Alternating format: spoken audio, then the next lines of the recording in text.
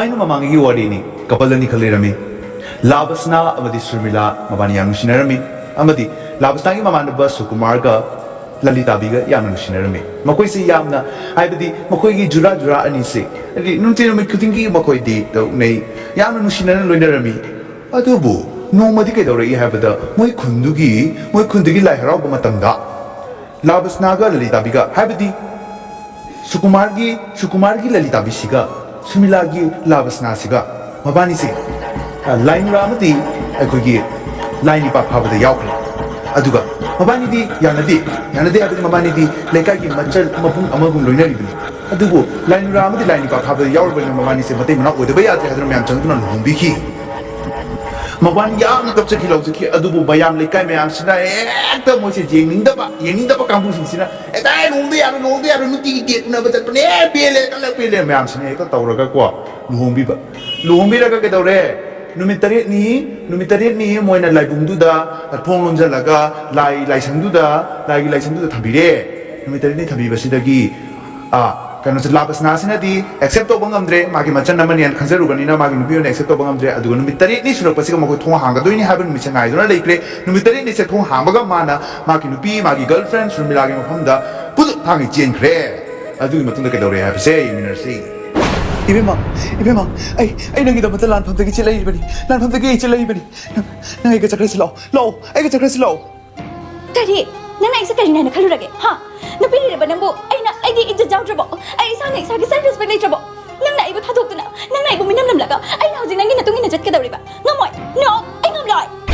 Nanti, nalana lauri, mayamgi, kunja sing na aku ibu yang mengamde, aku na dia una batu yang mengamde, moi na yang bahin nanti tu na silai belalung ngata ni, mana Lalita biga ay lagi, singgi ba ngata ni, Lalita bido ay na lekai gi chan na magum khali, adu ngasi bo khali, adu na ay na numitari ni chupa mama da accept tau dia, amadi magi haksang sok dia ay na, so ay magi mabu ay na ay ginupi na lau dia, nang ni ay ginupi dia, lau jelas lau. Tamo di ibu, tasya nung si Boyram na. Tamo, ay rana na uri tamo da. Hoy, tamo giningun na. Ay, suwede na chat kini tamo. Tamo gitungin na haban niningin na natin. Kanano, ikaw yung mamasi ka kanano. Sinuwan ka tawin sa kanano. Ine, ay naku yung ngasi di, ay sumilago ay ginupiyo na saklagi hay doon na laglo bani. Ay ngasi di mapupukragi ine, ay ngon ayaw biyo. Hey! Ikaw yung damay haba. Hudok na may ban bakalan man na may nabulak yan. Nalay mo na naging tipo ha. Ganito. Is ngamaroy. Maybe man. Mingi masano pito mapusimang alam laga. Ay di sano pito nang mapusimang niya na lakra. Ha? Nang ba maso. Sakat na paminay masa. Na may dugo subject na puto na tanggiya. Imam, kanino na nangang liba do imam? Tamo si landa ba ni imam? Tamo si landa ba ni? Mga lalita bibo, magi majal maglikhan do na. Sok ba ni imam? Ay bu tamo gim tungin na jatan biyo imam. Ay bu jatan biyo. Napsobi. Nanggong banupi. Ay isaw hindi. Is kanino? Ay na nagipaya bakali. Mayam giyen ko society giyen mo. Kanino nang bunupili na bunupama da mawan na lagi kala bro. Ha? Imana nagipana ba silicity? Ha? Sugar daddy's titty. Ay sugar daddy's na amat sito na puragli. Nang nakarigin nang nagay. Tawkat ba matulo na kaya nakaliba. Ay pantes titty ba nupibo po tayo kung nakaliba nupama da mawan na lagi kaliba nang kada manapin now.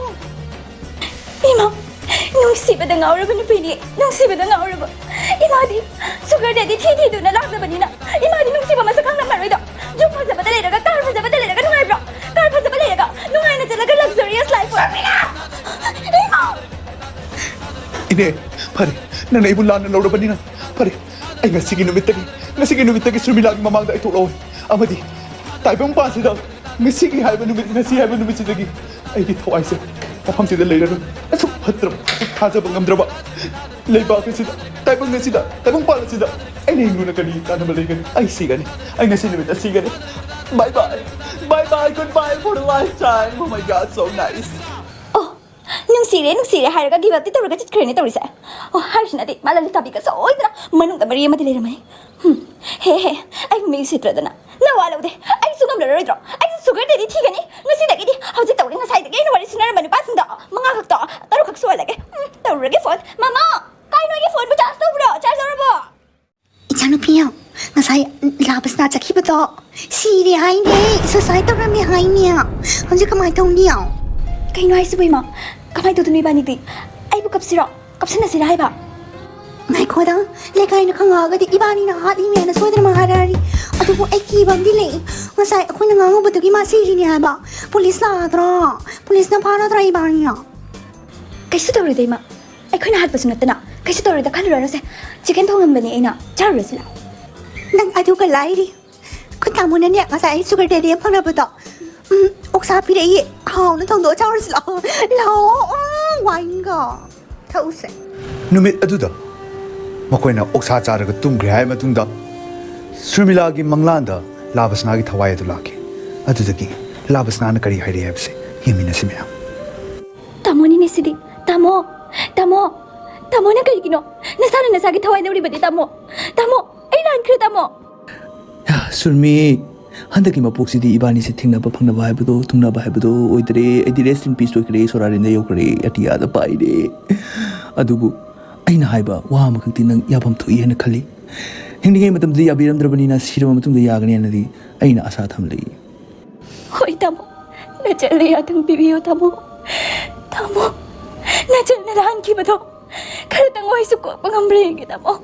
Habiro. aina suicide toraga egi thawai sibu aina manghanjabani aina hingadabadi yamna watli masi egi lausaliba ngasai gi yamra saduna aingon hai aduna ay yamna pente ay amukamu reincarnation tawni habadi mathang po amuka pukningi so aina khaliba se kaino habada aina nusijabi nahaki puknungda changlaga nangi garbhada changlaga aise angang na wa oiduna amuka aigi taibang pala duda nauna amukamu leisa tamjagi sine khaliba se so nang aibu pokpiu nang aigi ima oibiyo nang aibu pokpiu Tamo. Nan ngali ba si kalino ne? Ay bu hingni matang da su value doramde. Sikra ba matang da su ay bu otte khali ba si kaligino. Ay na tamo popok la bati. Lekay sinay bu kalina na kandori buke. Ay se lamchat na idabi kung goy na banya na kaloidro. Sige ba nang sikre hingni ba idi pa na hingalu dana. Ay gi punsi si ba na hello hingi khali ba si kaligino tamo. Ay ngamlo ay sungam ngamlo.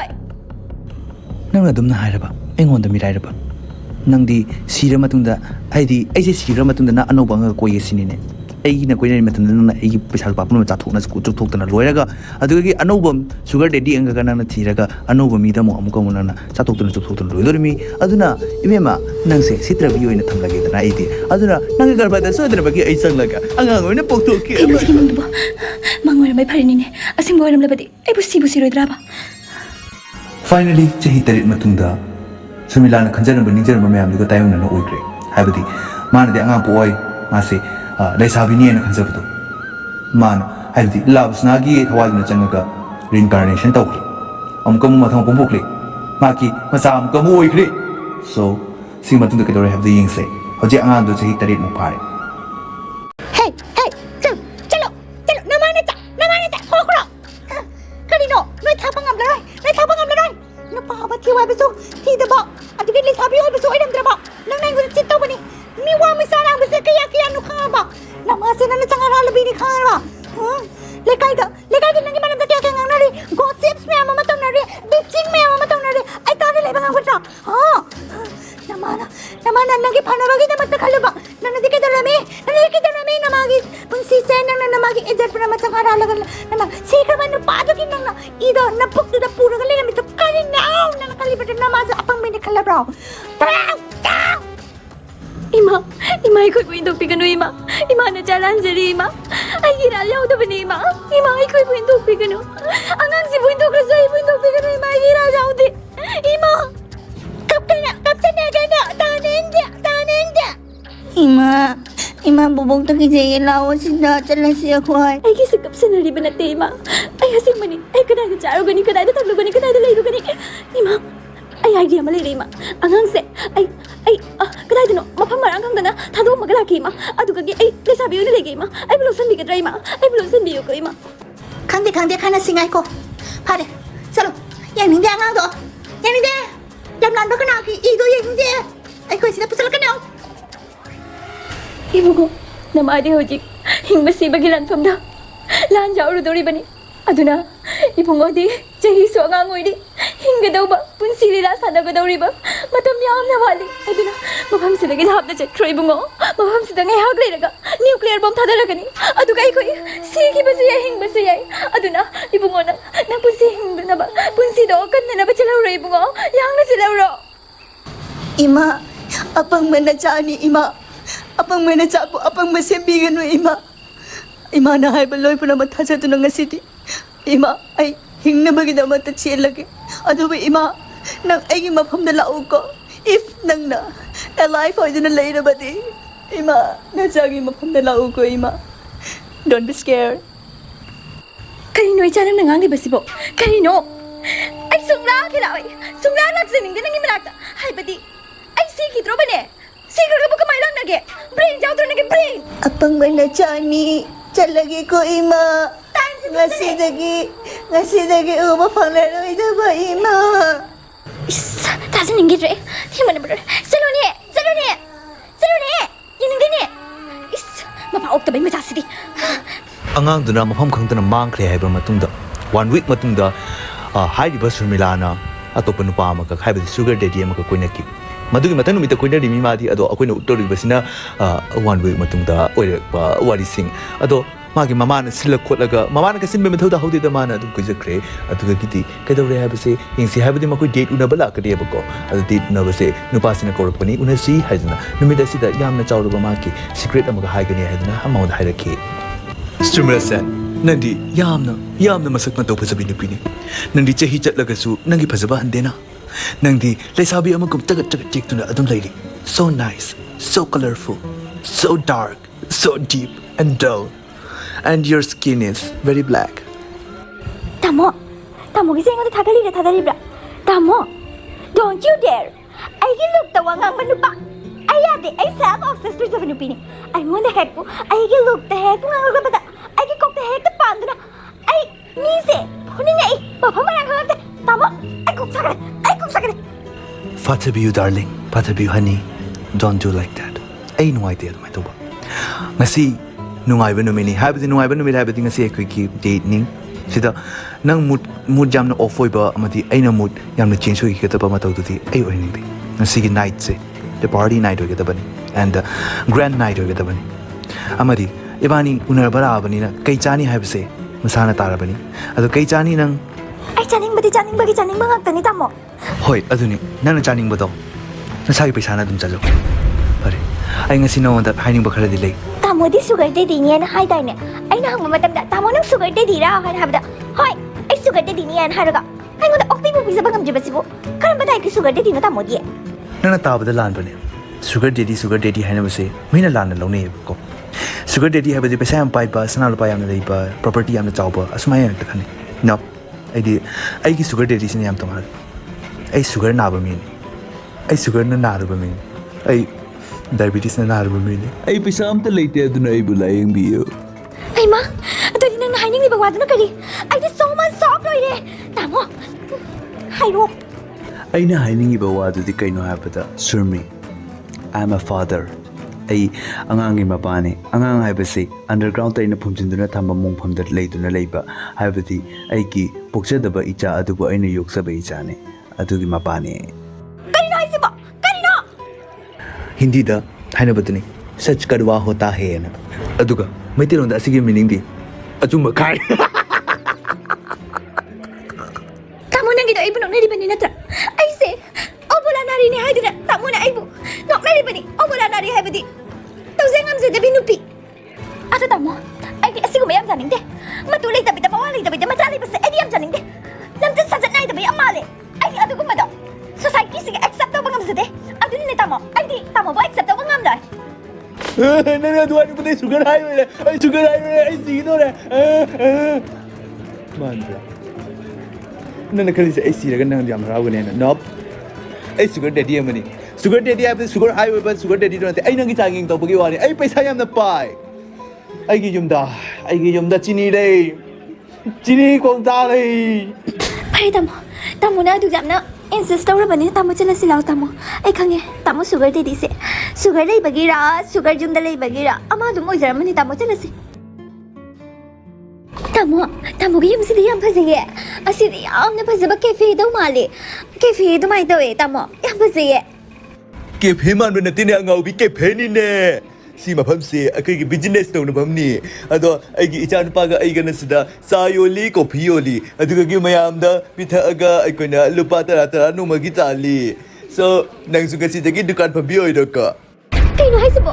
Tamo na dai ngunda. Paisa yam na pai. Ai sugar de ni na haraga puraga. Aduga ai ngunda ngasai fagi to bani na haisana ramaga. Hoji kari kino. Tato ram li base. Ai ngunda kari tato bini bini tamo. เห็นไหมไอ้น่ะหายไปตัวอลันบ้ามันจะยาวดิไอ้สุกเดนี่ที่นี่ยามในเลยไม่มันจ้ามันจะโกฟิลอนมันเด้ so nice Ai no ada benda sire. Ai no ada benda sire. Ai bukan na hinduri benda baban sida. Imasi nang sida karam nila iba imasi nang dihay di nuclear bomb pakhay na nang sira gani hydra imasi nang ubaharawe. Ai ba. Ai no de. Gansi. Minay ba sa asida na namle. Papa ukta bagi ba sa asida na namle. Nang boy na sira ay na. Nakamay na namin ba sila. No mama no nang dihay di ay koy kisagay ki ina tungtangay nang hingda ba yade hay ba da ay di hingli bani ati ima ni sikra gani ima di sira gani hay ka kari ki hinglam li ima nang siyo ima kanino nabani sa kang bro kanino ama na mama macha imasi kan dukong na sa kanino ay gata dre hayo explain daw Kai de wano da khangna de da. Kana no sibu da mo. Ai ni pusi yu je dre ahan ba mag ubada. Nung shi ba ma pa ure da mo kana no se. Imagine TV Natte Dr. Sukumar Sen ay naging magumdala agad ang sa pamnijarag pa si imagine na aibu hadurag pa ni ising da chalo adra mana ingon intorag pa ni nang hinga ba yade ay ko di sikra ganiya naman but she is my mother ay gi apo pi imama hak ne oh my god your mother is here I wonder Ai umar. Ai sungang mamar. Matale na mababa maging nupiyo nila ito surupot eh. Aduga gi.